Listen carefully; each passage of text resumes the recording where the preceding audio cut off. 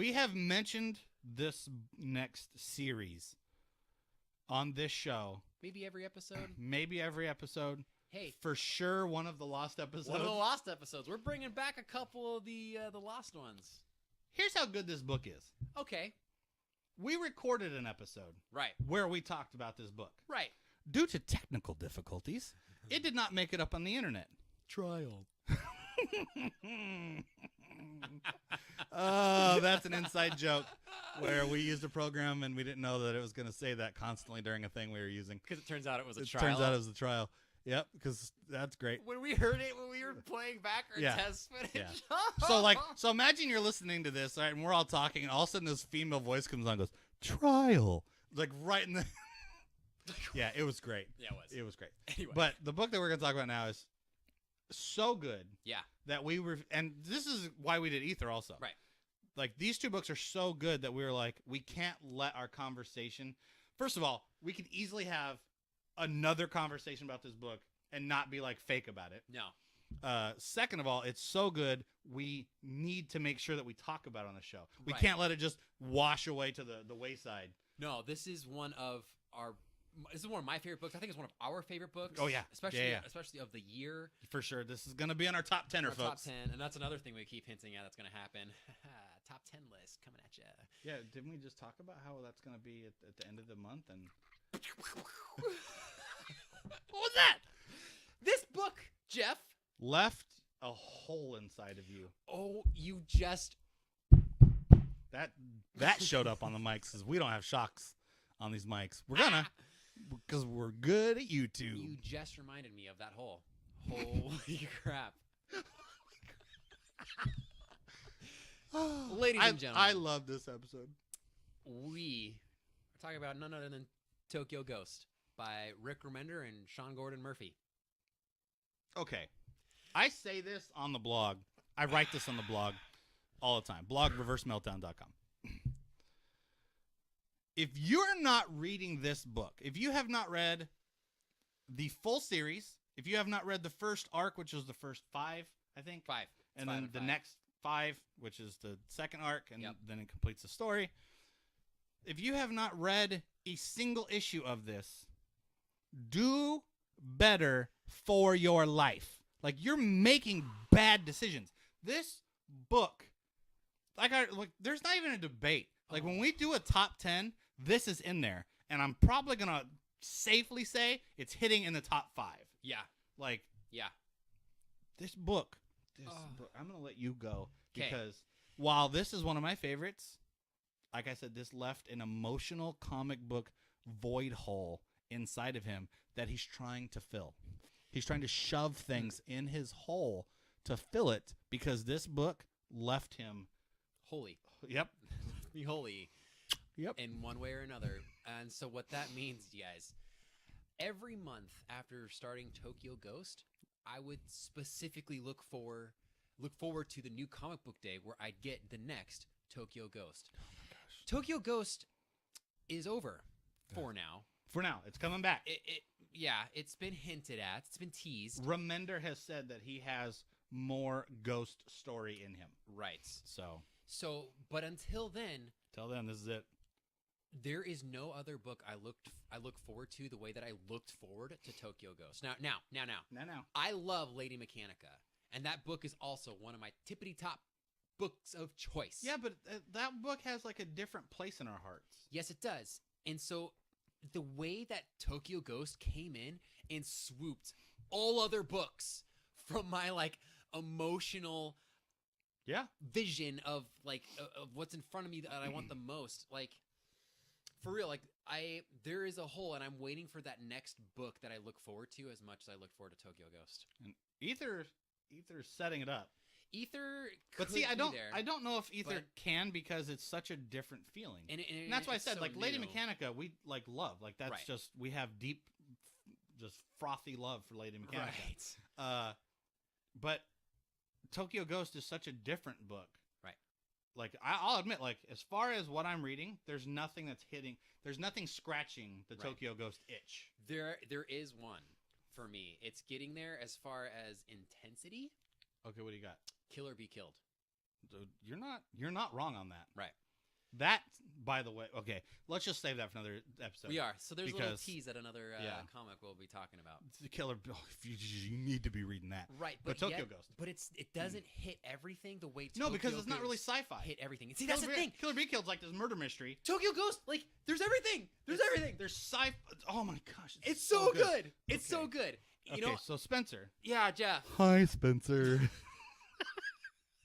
We're just busting out the voices tonight. If you don't know where this voice came from, watch previous episodes. Ish knew a law. So Spencer, I've never. You okay, buddy? Spencer, are you okay? Hi.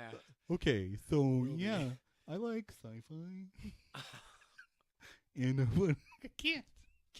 Can you go talk to someone else? No, we're friends. As far as you know. Well, that's rude.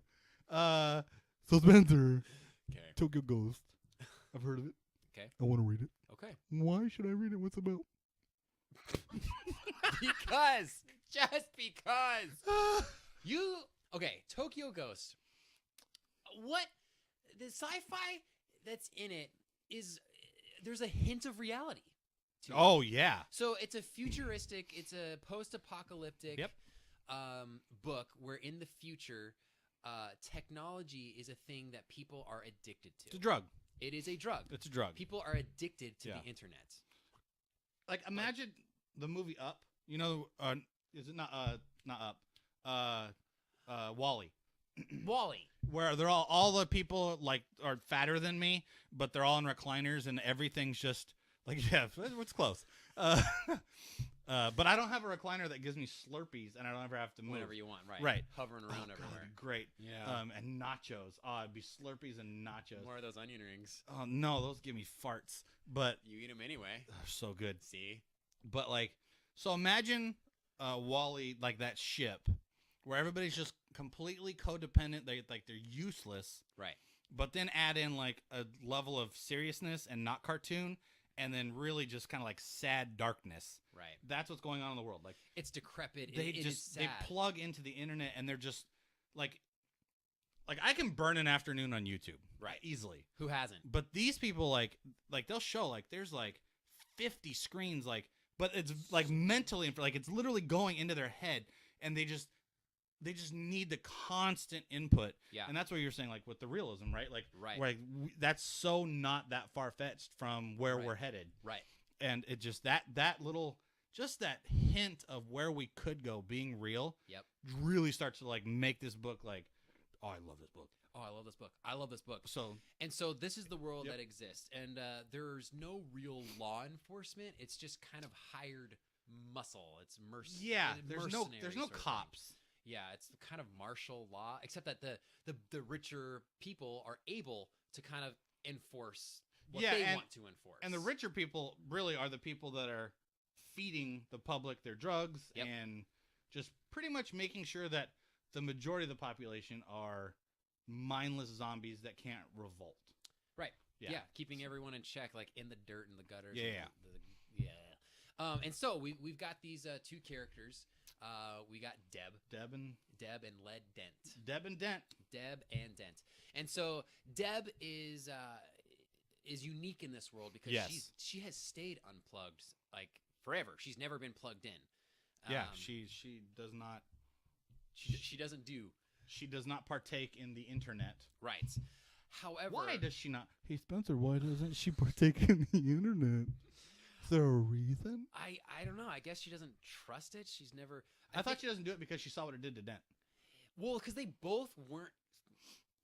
I mean, read it. That's not even a joke. Like I started to laugh, but seriously, read this book. Seriously, because you have to read this book. Like the way they balance backstory with like where Led and Deb like come from. Mr. Remender. Yeah. Can I call you Rick? Can we have a moment here, Mr. Remender Rick? What you did with backstory and how you wove it into the canon of the book was so brilliant because I want to call it backwards. You didn't give it to us at first. You basically built these characters up, got us attached to Deb and Dent, and then made us curious about their past. And then at just the right moment and just the right, like, where the story, you just needed to catch your breath in the story, you gave us this information so that we could just be like, as a reader, you just need that mental, like, like, you need those moments. And Mr. Remender, well done. Because, like, I have, honestly, I'm not even kidding you, I have taken Tokyo Ghost and broke down, like, the story beats for myself just to see how I don't know, I'm a writer. So just to see how he, like, does it. So, like, when I'm, like, writing stories and books and stuff, I can, like, just see if I can work in, like, how he paid. Dude, it was just, from a writing standpoint, there's brilliance in these pages.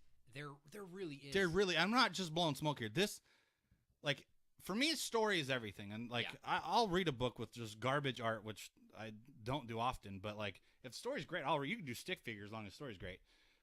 Cleverness is a huge thing. Yeah, that it goes into, like, it has to be great. Right. But then you mix that in with freaking Sean Gordon Murphy, Bruh. who I think we should have a night where, like, you bring top 3 artists, Ooh. and I'll do top 3 writers, like, our favorites.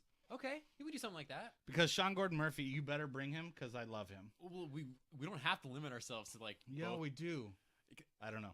We'll see. Okay, see so Sean Gordon Murphy's art in this book. It's so good. Yeah. He has to, like, I don't know. If, would you say that he is one of the best artists in comic books right now? Yes. Yeah, he's just. Yes. Yeah, I knew the answer, by the way. Spoilers. I knew he was gonna say yes because I wouldn't ask that question unless I knew. But seriously, he's like his. Yeah. Oh, what? So since we've talked about this book before, and now we're talking about it again, right. I got Sean Gordon Murphy's Kickstarter thing that he did. That's right. Yeah, and so I got the 2 books because I paid extra to get one of his past books. Right, bro. Oh my gosh, is it a sketchbook? Is that what it is? Like, one of them's an actual comic book. That's cool. It's so I'll bring it next week so you can see it. Nice, that's awesome. You know, it's funny. Speaking of getting 2 books, this is volume 1 of the hardback edition. Yeah, and there's not going to be volume 2. It's just gonna. No idea. Yeah, they have. I have not seen anything for like a hardback. But they are talking about volume 2. Well, they're talking about another volume. Right. I want to say I've seen both.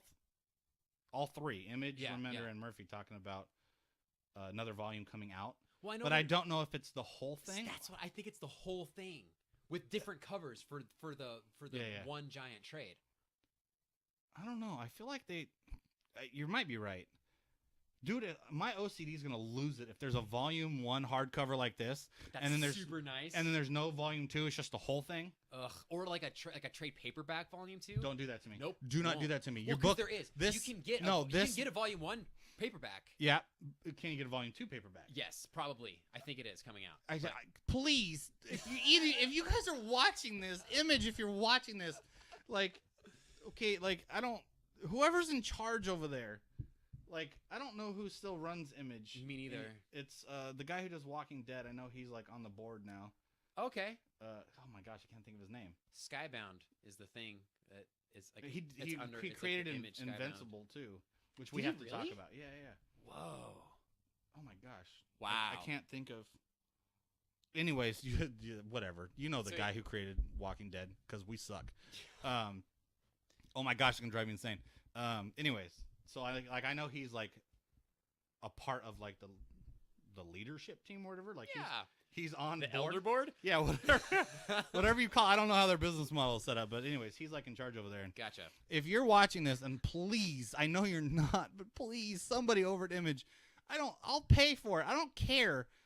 We need a volume 2 of just a second arc that's a hardcover, because I have OCD and I need another pretty to go with this pretty. Like, please. All right, with all of Jeff's personal problems aside, Tokyo Ghost. Oh, please, we haven't even scratched the surface of my personal problems. Right, so that's why we're gonna look at his tan. Like, that's a problem. Look at that. Ooh, God, look at that. Oh, and the good. way you keep wanting. Gosh, that is such a thing. Yeah. You're hulking out. Put it away. Looks like dough. It does. It really does. Yeah. And not the good kind. It's like sourdough. Actually, that's not a bad kind at all. You want to lick it? You tell me if it's sour or not. So Tokyo Ghost, we got Deb. Give it a lick. And we got Dent. I can Smell it. It smells sour. It's a good episode. Yeah. Okay. So there's these two, and the whole world is like on the grid. Yeah, I forgot we were talking about Tokyo Ghost. Right. The whole world's on the grid. Post-apocalyptic, Yep. future sci-fi. And But Deb and Den are just surviving together, and they are the cutest dysfunctional couple I've ever seen. yes. Yeah. That is such a huge part of the story because it's about these characters who are only keeping each other down in a sense. Well, no, Deb, because Deb. No, is they're keeping each enabling. other down and up at the same time. Right. And it's so crazy. I don't know how you write characters like that because she, in a sense, enables him. In a way. In a way. But then she also like encourages him to get away from it. Right. But then, like, because he's addicted to it, and she loves him, then he keeps her down because she's addicted to him in a sense. Yeah. Like she should leave. Oh, by Like he's not good for her. Every psychiatrist in the world would be like, leave him. Right. And never look back. Right. But see, this whole world sucks so bad. Yeah. That this Where else do you dysfunctional couple, it's like their dysfunction of like that's perfect. She's addicted to him. He's addicted to the internet, but he's addicted to her too.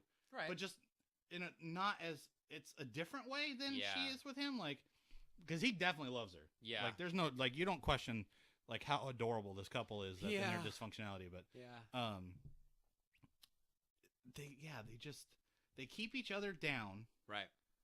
But in this world, they're all that they have for each other. So Right. so they keep each other going Right. in a good way. Right. Because the world sucks so bad that their dysfunctionality is okay. It's almost healthy. Because it's in comparison, Yeah. it's way better. Yeah. Pick that over the other crap. Like oh my gosh, like the world is gnarly, and I think that's why this book is so good because it's intense. Like Okay. the two creators and what they did to each other. Yeah. Yeah. Do it. Go ahead. No. Go ahead. No. Okay, so what they would do is Remender would write scenes. They talked about this on Twitter, and I was tickled to death with this. Yeah. So Remender would write scenes trying to get Sean Gordon Murphy to be like, I can't draw this. That's weird and gross. Right. And then Murphy was like, screw that. I'm going to draw it so gross that you're never going to want to write a scene like that again. And that's how I think we ended up with the The main big boss guy. The big boss guy that's kind of running most of everything, especially in Neo LA or whatever it's called, the yeah. LA place. Who literally only wears an unbuttoned Hawaiian shirt. And I mean, literally, that's all he's wearing. Like, his donger is out. That's how cocky he is. Oh, that hurt. Why would you? Oh man. Is this, guys, who's keeping count? How many times did I pull down my shirt? Like 40? But I don't for even real, care. like he really is like that kind of guy. He doesn't. Oh, care. his arrogance is through Yeah. the roof. It really is, and people are obsessed with him Because he controls. He has all the power. He has all the power. Like even the subordinate people that kind of run different districts in Neon LA or whatever it's called. Right. Like they worship the ground he works on. Right. Like walks on, whatever. He works the walk. And he wears no pants. Right. And book is not for little children. No. It's a hard M. It's a hard M for mature. And there are certain issues that are harder than others. Yep. So That's true. I'm thinking of that one scene. yeah, I know what scene you're talking The one about, scene, where the and reporter guy shows his loyalty. That's right. He couldn't help himself. No, and And that's the thing. Like okay, look, but see, we're making jokes about it, but it's dark. okay, but it served a purpose. Yes. Again, this is the brilliance of Remender's writing in this book. Is like you do have like this graphic scene that literally is. I'm just gonna say it because I don't think kids watch this show where like the reporter to show his loyalty to this guy performs. Let's just leave it there. Performs on the guy on him. But it serves a purpose because it like He starts using a different microphone. you just had to take it to another area, didn't you? Yeah. But it serves a purpose in that it shows the power this guy has Yes. over everyone else, media, everybody. Yes. It shows his arrogance, and then it shows just how like downtrodden and oppressed the Right. world that he controls is. Like it's like a graphic way to do this, but because of how apocalyptic the world is, it's almost the appropriate way to like kind of disgust the reader. Oh, absolutely. And I think you were intentionally meant to be disgusted by this guy. Yes. Or they just tried to one up each other, and we got reporter Mike doodling. Yeah. And like you said, it serves a purpose, and it's that kind of intensity that I think also just draws you in. Yeah. Hey, for no reason whatsoever, can you just talk really loud real quick? Yeah, absolutely. Okay, we're good. Yeah. Yep. Sorry. Just double checking on the thing that isn't a technical problem right now, but it has been in the past. Yeah, it's like sometimes you start a show at a certain energy level, and as time goes on... Get closer. Yep. Yeah, I think you're good. I saw it. Cool. Here we go. Yep. His mic has never been off. What? Duh! So... Okay. Tokyo Ghost, you should read it. You should. But like, I feel like more, we didn't even talk story, like at all. Like, how can we introduce the story to like pull them further into all of the hype we just built? Okay, so the basic premise of Tokyo Ghost is Dent is a drug lord's cop. Yeah. Like, he's the hired cop that does things for the drug lord. And in turn, he gets his fix constantly. Right. So he's borderline superpowered because of the drugs and so jacked up. Like, that's another thing. It's not just the internet. It's like all of this technology that makes him like super swole. Yeah. He's borderline superpowered. Yeah. So what they end up needing to do, the guy that has his microphone talked into, and the drug dealer guy, they want to get rid of this one particular area, Tokyo, that is completely internet free. Electricity it's literally free, like off the grid. Yeah, it's like, and the credit to Murphy and the colorist, I don't know their name. Matt Hollingsworth. Is it? Yeah. Good job.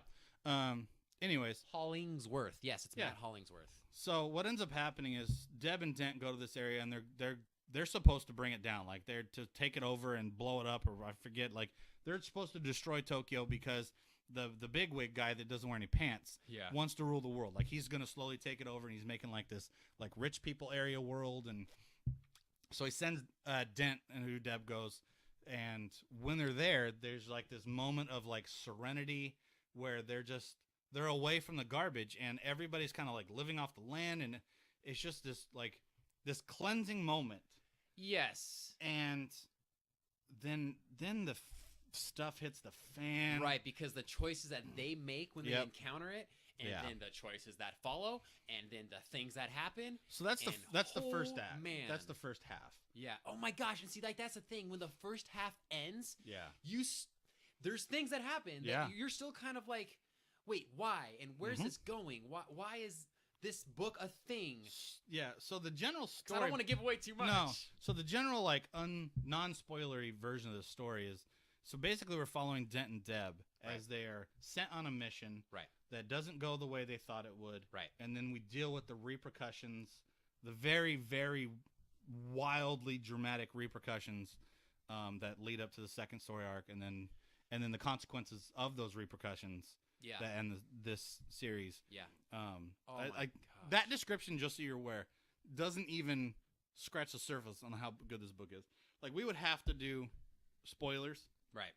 Did you hear that? That's a fart. You're growling. Yeah, I'm boiling. He went back in there to bake. Good. So, like, it doesn't do it justice. Like, what we're saying doesn't do it justice. No.